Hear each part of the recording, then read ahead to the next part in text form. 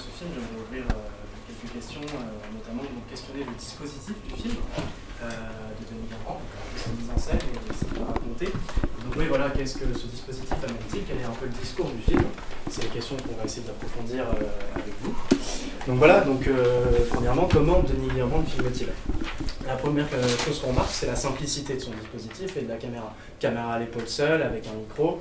On ressent sa distinction et on le voit accompagner donc, ses personnages sans distanciation qu'il pourrait avoir avec une mise en scène plus classique, il pourrait avoir la caméra posée avec une équipe technique, hop, on commence, etc. Non, là, c'est vraiment, il prend sa caméra, il part avec eux, avec Farid, Naguib, Abdelwad, dans leur quotidien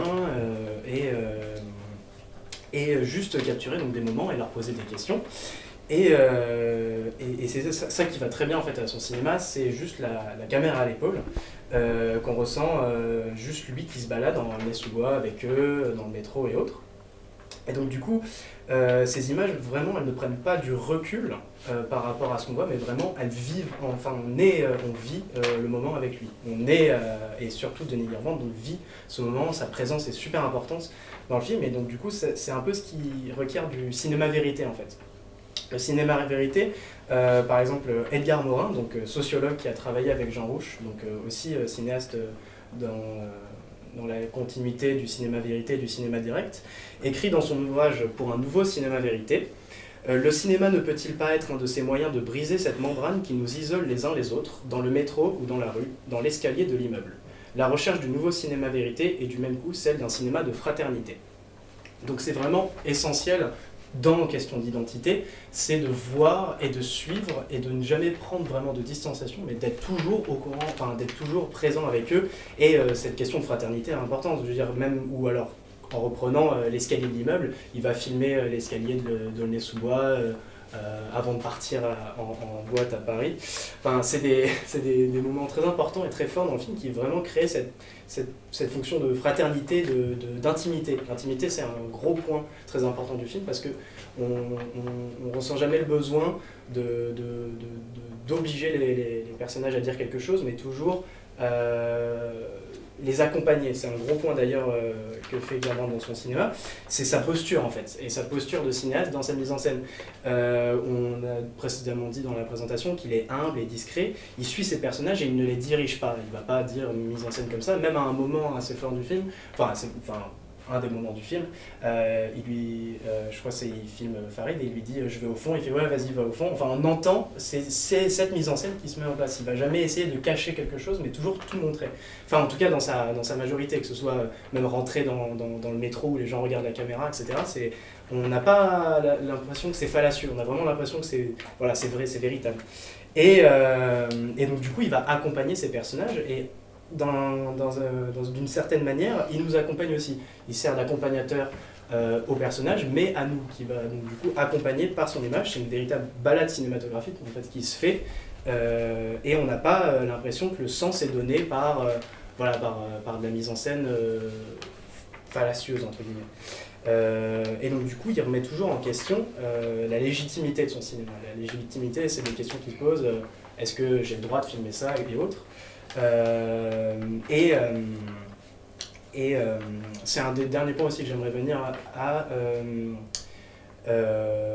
la question en fait, ce mot-clé est super important, d'ailleurs la question d'identité est un film qui est très important, enfin le mot question, pardon, c'est toujours un de ces dispositifs, c'est se questionner, et c'est toujours questionner donc, les acteurs, se questionner lui-même, et ça va passer par la parole, il est présent.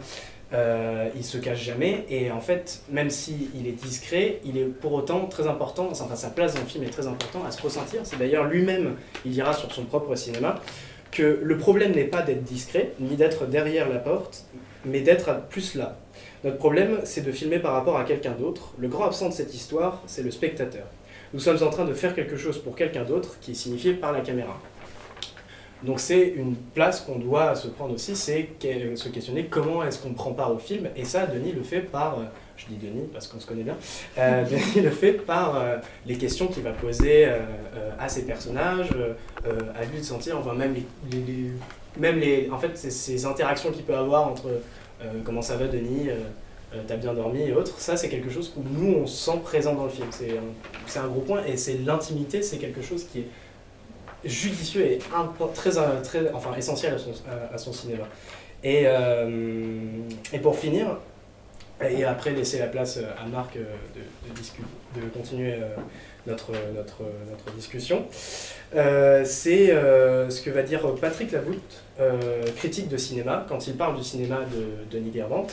Il dit que deux questions essentielles se jouent, c'est comment filmer l'autre et pourquoi le filmer. Donc, et que la notion de contrat entre le filmeur et le filmé est décisive. Il faut respecter le filmeur, et il y a un contrat d'intimité et d'amitié. D'ailleurs, l'amitié, c'est un gros point qui se joue dans le film, et la fraternité, comme on le rappelle précédemment dans les questions du cinéma vérité, est décisive. Et il dit, pour finir, donc, le cinéma est pour lui un art qui intrinsèquement fabrique du commun, donc du commun entre lui et ses protagonistes. Alors du coup, Alex parlait de contrat entre filmeur et filmé, qui va donner en fait cette légitimité en fait de réaliser ce film. Denis s'inquiète. Denis Guervant s'inquiète, pardon. Il s'inquiète, en fait, il remet toujours en question le fait, le dispositif, est-ce que je fais bien? Il va souvent poser cette question, ma démarche, est-ce que c'est une bonne démarche? Il va demander ça à Farid, Naguib, à Naguib surtout, et Farid. Farid va le rassurer en disant, bah, ouais, soit ta démarche, elle est mieux que si tu venais juste dans la cité, tu prenais ce que tu avais à prendre et ensuite tu partais, quoi. Farid lui dit, tu es venu, tu as passé 6 mois avec nous, il y a une relation qui s'est faite, une relation amicale, une relation qui a permis en fait de créer un lien de confiance et de se préparer à l'idée qu'il va y avoir un film qui va être tourné. Pourquoi est-ce que Denis Guervant tient à cette démarche-là? C'est parce que pour lui, la caméra, en fait, c'est quelque chose de violent, en fait. La présence de la caméra, il le dit, c'est une présence qui est forte et qui peut amener à une forme de violence. Et c'est pour ça, en fait, qu'il faut vraiment créer un lien entre le filmeur et le filmé. Et c'est ce qui explique en fait cette démarche de venir 6 mois avant et de briser la glace et de créer un lien de confiance. La caméra pour Denis Guervant en fait représente directement en fait l'œil du spectateur aussi. Il explique que quand il fait son film, il y a cette démarche de pré-tournage, il y a le tournage, ensuite il va le monter, il y aura le rendu du film. Et pour lui, l'œuvre est achevée au moment où le spectateur voit le film. En fait, le spectateur, la présence du spectateur est vraiment très importante, c'est ça qui achève en fait l'œuvre. Et du coup, si c'est le spectateur qui fait la conclusion de l'œuvre, le but serait quand même de faire un bon film, quoi. Et c'est pour ça que pour lui, cette démarche-là, elle permet en fait, cette démarche de se rapprocher le plus de l'intime et de l'authentique de par la parole, elle implique le fait que le filmé doit être un co-créateur. Et c'est pour ça en fait qu'il se met au même niveau que lui. Denis Guervant, le cinéaste, ne va pas avoir un statut supérieur à Farid, Naguib ou Abdelwahab. Il va se mettre au même niveau. Et c'est comme ça en fait qu'on obtient des paroles que Farid, Naguib et Abdelwahab vont délivrer en toute confiance en fait. Et ils vont tellement se délivrer qu'eux-mêmes, des fois, nous on a l'impression qu'ils se découvrent aussi. On a l'impression en fait qu'il y a des paroles qui vont être dites que par eux, quoi. Et c'est à ce moment-là qu'ils ont ce statut de créateur.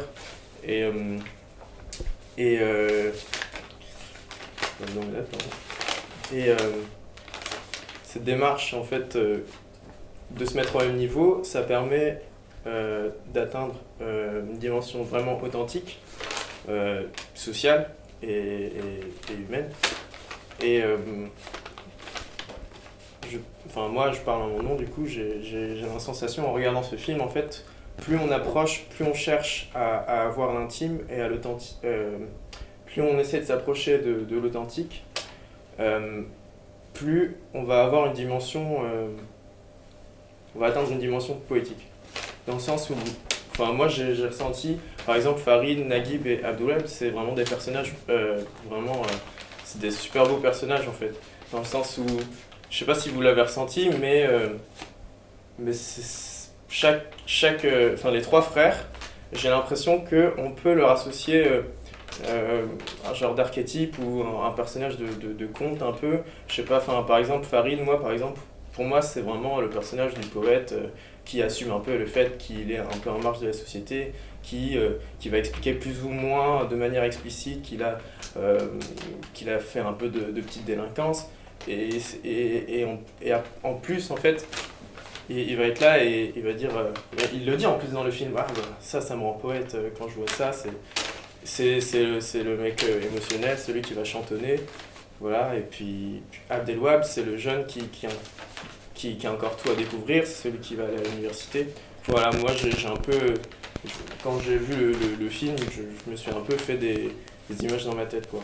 Et Denis Gavran, justement, je vais citer Denis Gavran, où il explique que le cinéma direct, c'est en fait des scénarios du réel qui rencontrent un scénario imaginaire. Dans le sens où, voilà, je vais me répéter, plus on s'approche du réel, avec le filmeur, le filmé, plus en fait on va avoir une interaction qui fait qu'on va s'approcher de l'imaginaire, parce que le filmeur a de l'imaginaire en lui, les filmés ont de l'imaginaire en eux, et le spectateur a de l'imaginaire en lui. Et c'est pour ça que je trouve ça vraiment très beau d'atteindre, en fait, je trouve que Garbrandt il amène à une certaine poésie sans artifice, et puis sans fiction, et là on atteint vraiment une poésie vraie, une poésie qui vient du réel, quoi. Voilà. Bien, on va passer maintenant au débat. Donc on aimerait avoir aussi votre ressenti, vos avis ou peut-être des questions sur le film. Donc on vous laisse la parole. Il y a un truc qui m'a vachement frappé dans ce film, c'est que il y a ceux qui sont filmés justement, ils ont l'air tellement conscients de cette caméra qui est genre à parfois 30 cm de leur tête que j'ai fini par douter par moments de l'authenticité, de la spontanéité de leurs propos, comme si en fait dès que la caméra était sortie, bah, ça changeait quelque part un peu leur façon d'être. Voilà. C'est aussi une des questions du cinéma vérité qui serait de ne pas forcément chercher à prétendre à capter le réel et d'accepter la part que dès le moment où il y a un dispositif cinématographique, on n'a pas le réel qu'on a dans la vie de tous les jours et justement on a autre chose mais qui peut aussi contenir en lui une forme de vérité. Il y avait cette question je n'ai plus le nom d'un sociologue qui parlait qu'on jouait des rôles sociologiques et que justement, la caméra nous permettait pas forcément de capter la réalité, mais aussi de jouer nous-mêmes ces rôles, mais qui exprimaient aussi une forme de vérité quelque part. Ouais, bah même pour rebondir, c'est ressentir la caméra autant pour les personnages et pour nous, en fait, c'est super important, super intéressant. Bah, même on voit quand Nagui marche et quand il lui pose des questions, il regarde un peu partout et il y a un moment où c'est dit qu'ils se sentent un peu gênés des fois, ou même au tout début du film, Denis recite un des personnages en disant ta grosse caméra. Qui perturbe en fait, qui est là et c'est différent. Nous on parle entre nous, mais ce serait complètement différent si j'avais une caméra pour filmer. Enfin ça pose des questions, se remettre en question même sur ce que c'est que le cinéma et ce que c'est que de mettre en scène, et surtout dans un projet intimiste de documentaire comme ça, c'est une grosse question. D'ailleurs j'ai cette citation d'Edgar Morin qui explique justement par rapport à cette question de l'authenticité quand il y a la caméra en fait. En fait, il dit « Notre personnalité sociale est faite de rôles qui se sont incorporés à nous. Il est donc possible, à la manière de sociodrame, de permettre à chacun de jouer sa vie devant la caméra. » En fait, la présence de la caméra, forcément, ça va déclencher quelque chose en fait. Mais ça ne veut pas dire que c'est faux. Donc, voilà. Oui, la notion de jeu avec la caméra, je trouve qu'elle est très présente au début quand ils sont justement dans un parc pour enfants, pour un parc à jeux, quand il est sur le toboggan, où il y a un vrai jeu de démonstration devant Denis Garbrandt et aussi un jeu avec lui et sa caméra qu'il veut casser au début.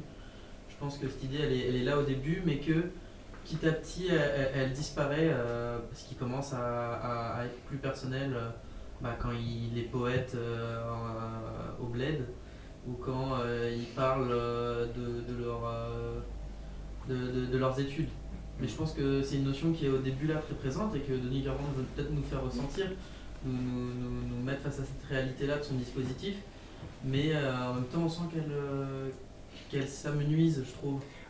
Oui, mais en même temps, au final, elle est aussi, par exemple, pour revenir au moment en Algérie, c'est quand même le gros problème qu'il lui dit, c'est oui, on ne peut pas vraiment avoir confiance et on passe pour des rapporteurs, enfin des traîtres, parce qu'il a une caméra et parce qu'il vient. Donc elle revient et au fur et à mesure, en fait, cette question de la caméra va plus en plus, pas seulement de la caméra, mais des questions qu'il pose. Je veux dire, à la fin du film, c'est se remettre en question du dispositif même qu'il fait dans sa caméra, c'est-à-dire les questions qu'il pose. Et il s'est dit, oui, j'aimerais faire un film sur l'immigration et l'héritage, et finalement, il se perd dans lui-même. Et finalement, non, je pense que, oui, la présence de la caméra est peut-être une question qui se perd moins, mais de plus en plus, on passe de la présence au dispositif même, juste de mise en scène, de questions du film, etc., qui reste quand même vachement présente et importante.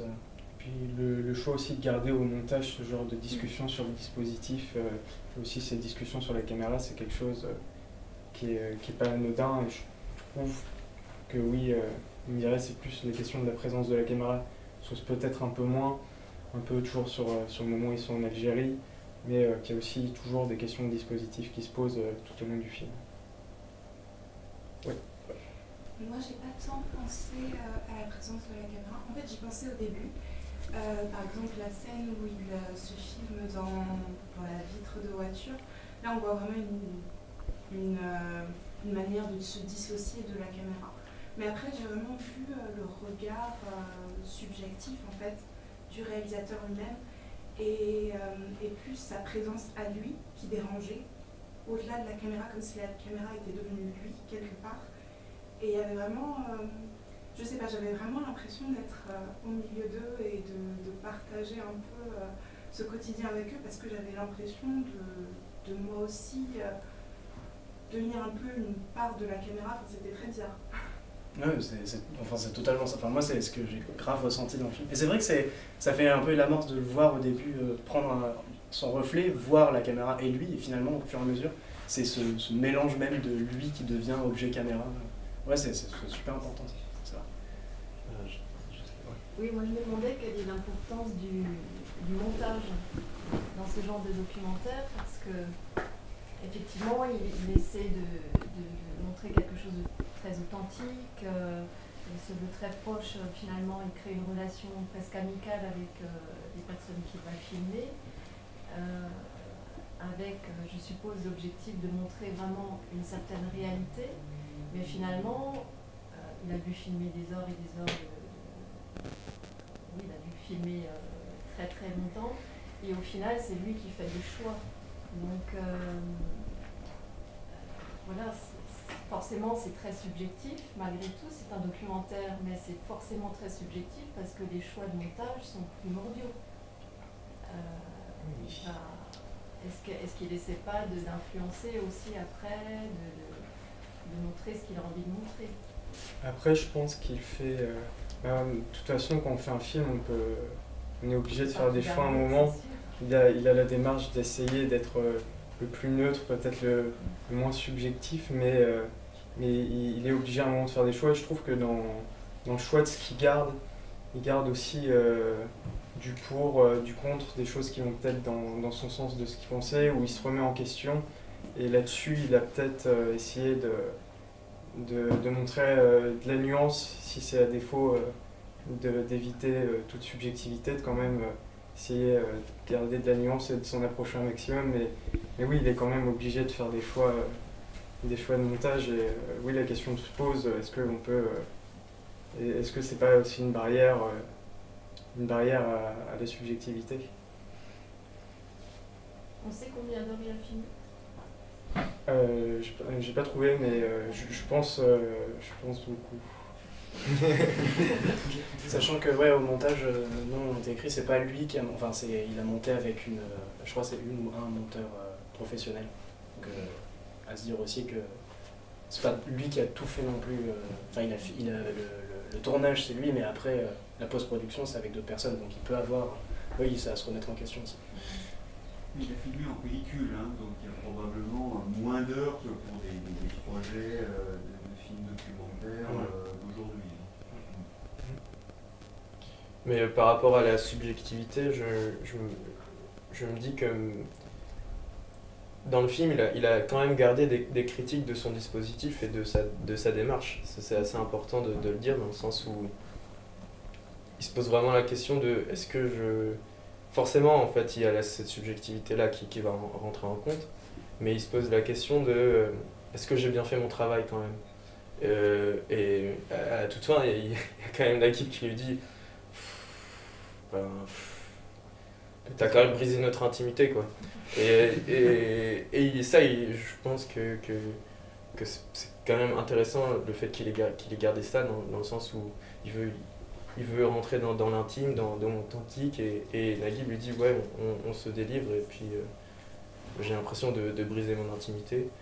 Je pense que c'est un choix important dans le montage de ne pas juste montrer ce qu'il veut montrer, et d'aussi accepter la critique des gens avec qui il fait le film, quoi.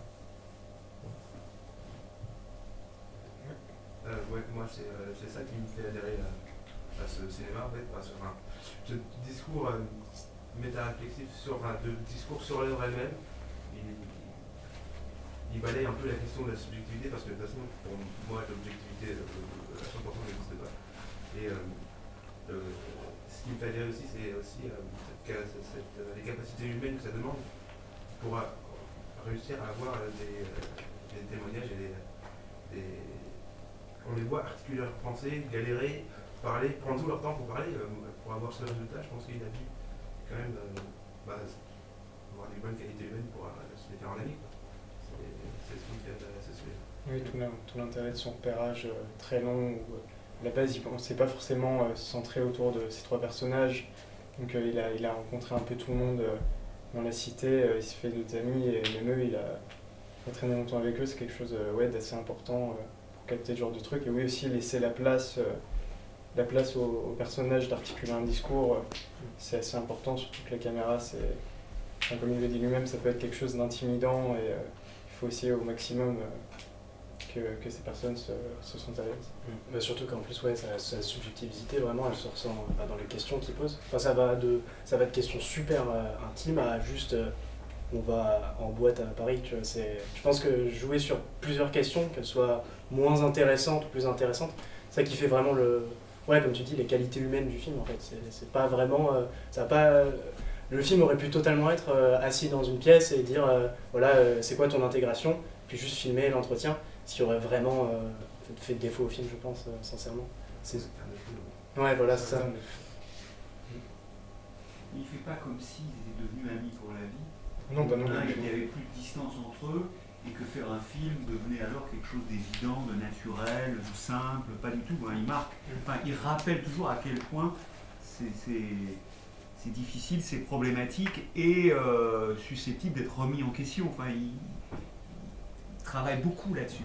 Mais c'est ce qui rend ces moments justement précieux, parce qu'on a l'impression que c'est fort, parce que c'est le produit d'un travail, et ça va pas de soi du tout. Et il y a quelque chose et c'est toujours menacé, c'est toujours un peu précaire. Moi j'ai senti très fort ça aussi, l'idée que c'est précieux parce que c'est précaire, et la fin justement est volontairement assez négative, sur finalement le bilan de tout ça, à la fois du film et peut-être aussi de leur relation. Tout à fait. Oui, c'est quelque chose d'assez rare, justement, de garder d'accepter au sein de son propre film une certaine fragilité. Il y a un côté oui, exactement, je pense que c'est le bon mot. Il y a un côté volontairement, c'est évidemment c'est ça qui est un peu étrange, mais volontairement fragile. Aussi de montrer qu'il a dû travailler justement, travailler avec les personnages et faire tout ça, et que même après toute cette démarche, c'est pas gagné, quoi. Et du coup, ouais, ça